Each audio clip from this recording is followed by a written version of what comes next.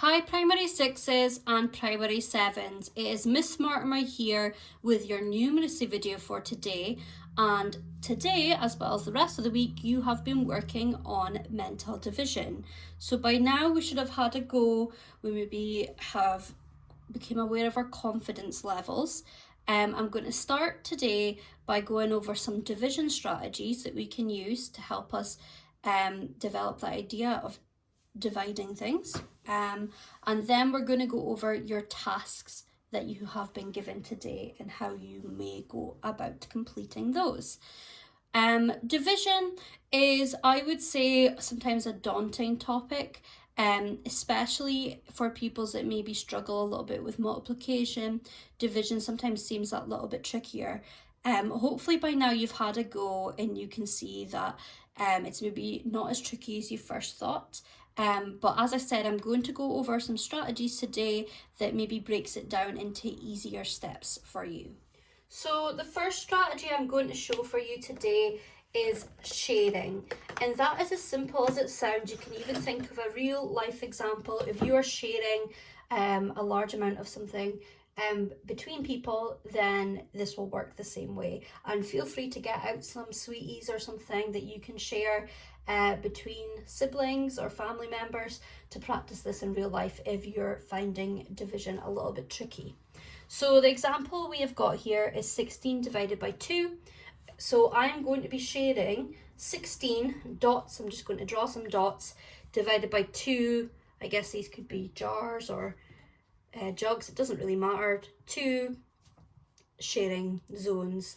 So we've got 16. So I'm going to put 1 in each until we have got to 16. We've counted up to 16. 1, 2, 3, 4, 5, 6, 7, 8, 9, 10, 11, 12, 13, 14, 15, 16. So we've done 16. We should have done that correctly. You may want to do it a couple of times to double check you've done it right. And then we count up how many has been shared in each area. So here we have 1, 2, 3, 4, 5, 6, 7, 8. So I'm going to write underneath 8. And because we have shared, it should be the same at the other side, but we'll count just to check. 1, 2, 3, 4, 5, 6, 7, 8. And yes, 8. And that is right because 16 divided by 2 is 8. So our next strategy that I'm going to show you is grouping, where we take the amount given and divide this into groups. So we would like 20 divided by 5 to see how many groups that gives us. So when I draw 5, I'm going to draw a circle around it to make a group. And again, we're going to be counting to 20 because that is how many we have to divide. So 1, 2, 3, 4, 5, 6, 7, 8, 9, 10, 11, 12, 13, 14, 15, 16, 17, 18, 19, 20. Squeeze that one at the bottom there. So what I did there is every time I counted 5, I drew a circle around my group. And then to find out what 20 divided by 5 was, we count our groups. We have 1, 2, 3, 4. So the answer to 20 divided by 5 is 4. The next method I'm going to show you today is repeated subtraction. So the question we are doing is 15 divided by 3, and we're going to use subtraction or taking away to answer this. We need to draw a number line out that goes from 0 to 15. It's a little bit of a squish there. We're going to start at 15 and take away 3 each time. So 15 take away 3 would be 12, and then 12 take away 3 would be 9. Take away 3 again, and again, and again, all the way back down to 0. Then we count how many times we took away 3. So we did, if we were to write a big sum, we did 15 take away 3, take away 3, take away 3, take away 3, take away 3, to get all the way back to 0. So how many times did we take away 3? 1, 2, 3, 4, 5. Or we can count the humps. 1, 2, 3, 4, 5. So 15 divided by 3 is 5. So the opposite of repeated subtraction would be repeated addition, and this is another method we can use to answer a division problem. So this time we're figuring out 12 divided by 4.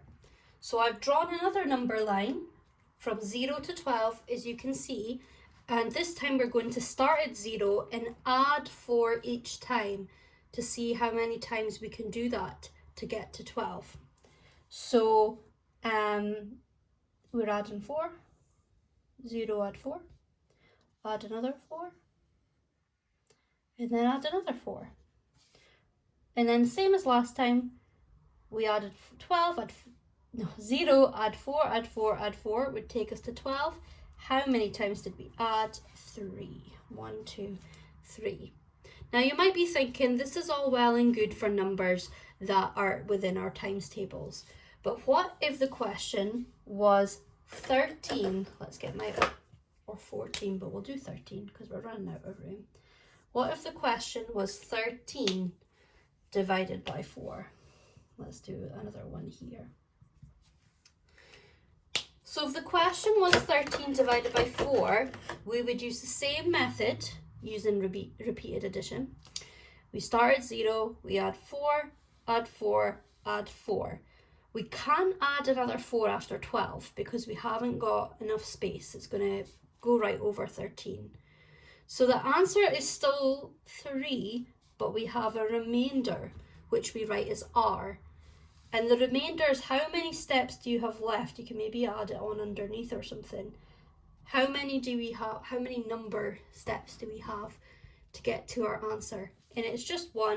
If it was 14, it would be 2. So we just have 3 big bunny hops and then 1 little bunny hop. So 3 remainder 1 would be the answer. The final method I'm going to show you for helping with your division is using the inverse method, which is better known as using your times tables and your knowledge of multiplication already. This is the most popular way to answer simple division questions, and it means you can answer them pretty quickly. It will involve you having knowledge of your times tables though. This could be using a multiplication square, which your teachers will be happy to provide for you, or you can get it online by just searching for a multiplication square on Google Images. One will pop up, but let us know if you're having problems with that if you're looking for one. But ideally, if you're confident with your times tables, then this will be very straightforward. So for example, we are taking 72 and divided by 8, which is a little bit big to be drawing number lines and a lot of dots to be drawing for groups and sharing. So it's certainly much quicker to be using our times tables, because funnily enough, this is something that this sum, you should recognize the numbers from your times tables, because if we look at our 8 times table, one of the answers is in fact 72. And we know that 9 times 8 equals 72. Or you can go and look at your 8 times table and see if you can find out. So that means, simple as inverse, we inverse the sum.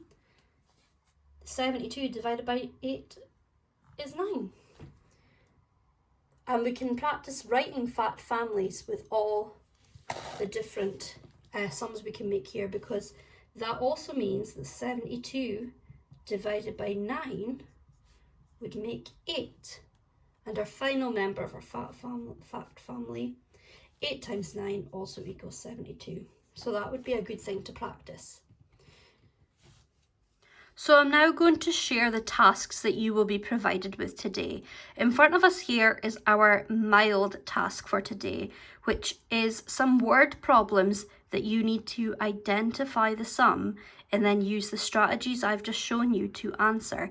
And some of them come with little pictures to help you. So we're going to look at number 1 as an example. How many wheels would 11 motorbikes have? And funnily enough, we have 1, 2, 3, 4, 5, 6, 7, 8, 9, 10, 11 motorbikes there. We'll have a closer look. So we need to know how many wheels 11 motorbikes would have. Now, you may have noticed that this is multiplication and division word problems. We're doing a bit of both here. So we're actually going to be doing a multiplication question here. 11 times 2 wheels, 11 times 2. And you can use your times tables to figure out the answer for that. Now we're going to have a look at a division example just to show you how we would find a division sum. So we're going down to question 7 here, where we have the word sharing, so I can spot right away that if we're sharing, we are going to be dividing. And the question reads that Sam is sharing biscuits between himself and his 4 brothers. If there are 25 biscuits in the pack, how many will they get? How many will they each get? So Sam plus his 4 brothers is 5 people. Be careful of that, you don't get tripped up on that. So if there are 25 biscuits in a pack, the sum we are going to be doing, I'll help you with this one, is 25 divided by 5. And then you can use some of the methods that we have went over already to answer that question. Our spicy task for Friday is very similar. You are also doing multiplication and division word problems, and you may notice they actually look very similar with the layout, the questions and the pictures. We're going to do another division example here. We'll go for number 7 again because I noticed it has the word share in it. So it is another division question, but be prepared to do some multiplication questions as well. We're practicing all that knowledge that we did last week as well. So we have Trish, Karen and Layla share equally a packet of nuts. There are 21 nuts in the pack. How many nuts do each of them get? How many nuts do they each get? So we have 21 nuts. How many people are there? Trish, Karen and Layla, we have 3. So you're doing 21 divided by 3. And you can use some of the methods that we have discussed already to answer that question. For the hot task today, you are doing an ultimate division challenge, which involves a lot of sums. If you're not able to print this out, do not worry. You don't have to have the boxes and everything written correctly. You could just write the sums, or even if you feel that is a lot of work, I'm happy for you to just write the answers, but you'll have to make it extra clear. The ones you are doing, you have got the answers provided for you to mark your work as well. But you should time yourself to complete this entire sheet, and the idea is that you can repeat this and beat your score. So you're trying to complete these questions as quickly as you can. Now we have a mixture of division questions here. We have 11, 12 times table, we have 4, we have the 8 times table. So for hot work, we really are looking for you to be confident with all your times tables. And then to add a little bit of explanation onto this for our extra hot task today, but we do have the ultimate decimals division challenge. So extra hot, we're really pushing you. You are going to be doing some decimal work. And this involves dividing by 10, dividing by 100, there, I was going to say can't find one, and dividing by 1,000. And I'll show you a quick explanation on how to do that, because that is a little bit different to what we have done already today. So in case you missed this when we were doing our multiplication work, when you are timesing by 10, 100 and 1,000, there's something quite interesting going on. Usually pupils pick out, we'll start with 64, when you times by 10, you add a 0. However, what we'll come to know is that it's not as simple as that. But yes, if it is a whole number, it almost looks like we are just adding a 0. And then the same rule goes for timesing by 100. So we add 2 zeros.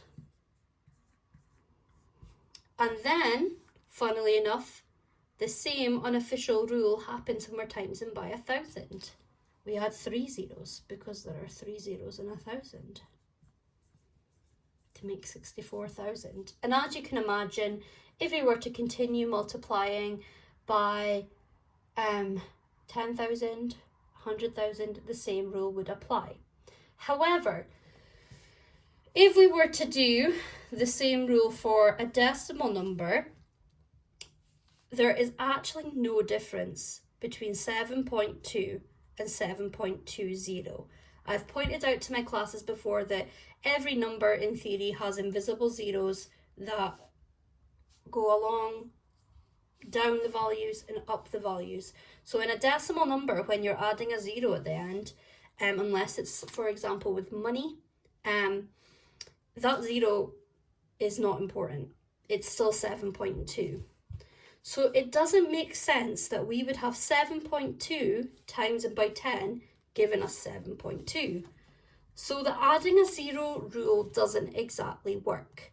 And that's where if you're trying extra hot work today, you'll need to say goodbye to that adding a zero belief because it is not true. So when multiplying, what actually happens, if we take the 64 example, is that the tens digits jumps up the way to become a hundreds digit. So when we're timesing by 10, everything jumps up one column. So the 60 becomes 600, the 4 becomes 40. When we're timesing by 100, they take 2 jumps.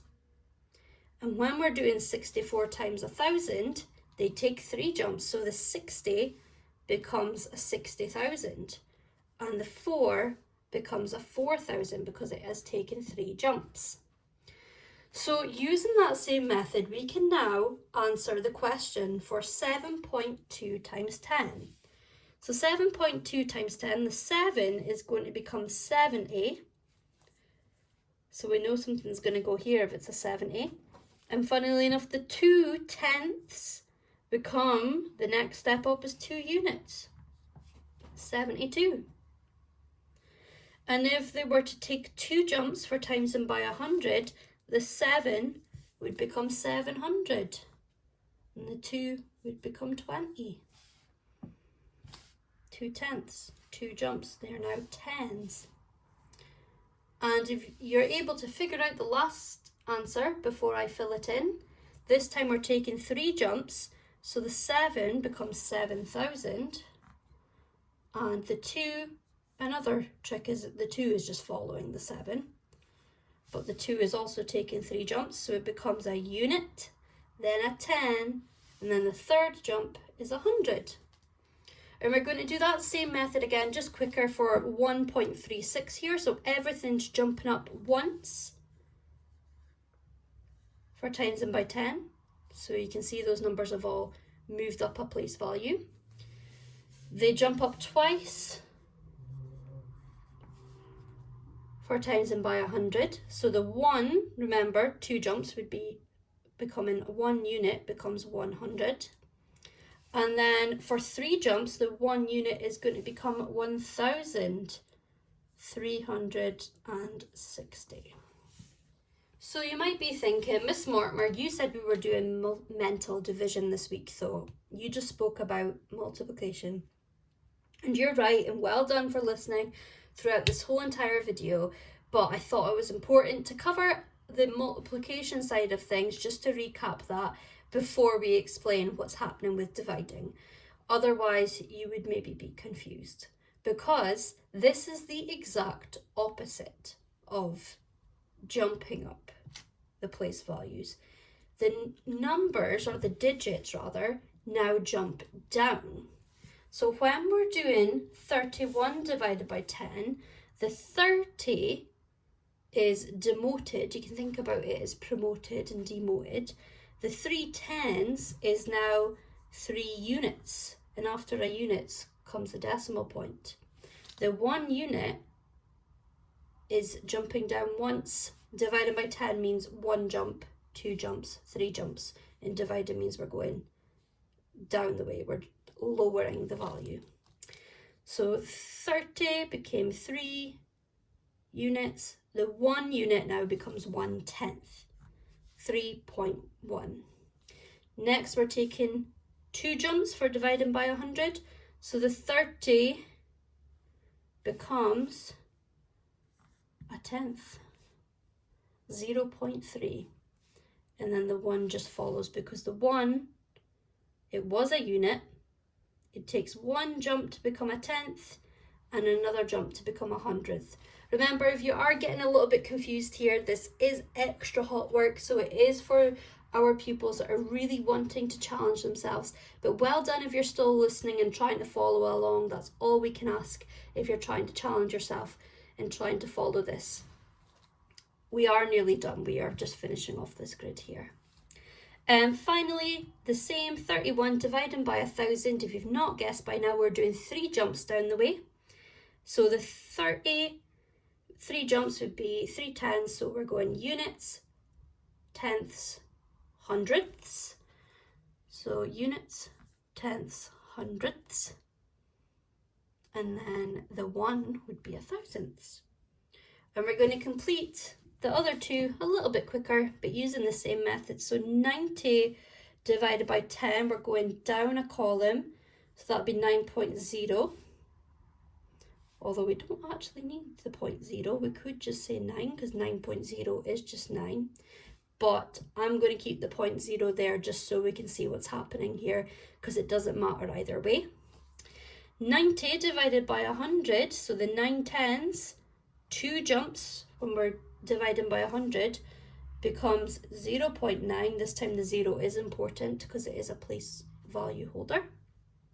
And then 3 jumps this time, 9 tens, 3 jumps is going to mean it is 100th. It's been demoted 3 times. And we're going to do 276 next. So dividing by 10, everything jumps down 1 column. Dividing by 100, 2 columns. And dividing by 1,000 is 3 columns. So for the extra hot task today, you're going to have to use this knowledge, thinking about your place value of the digits, thinking about how many steps down you need. It is all division today, so it's all going to be demoting or lowering the value of the numbers. We're not doing multiplying, it was just to explain the place value that was going on. So have a go. Remember, if it's tricky, it is quite tricky work, but we would like to see you having a go at that. So primary 6s and primary 7s, I hope that was helpful with your lessons today. If you have any questions, please remember just to get in touch with your teacher on Teams, and I'll be seeing you next week. Goodbye.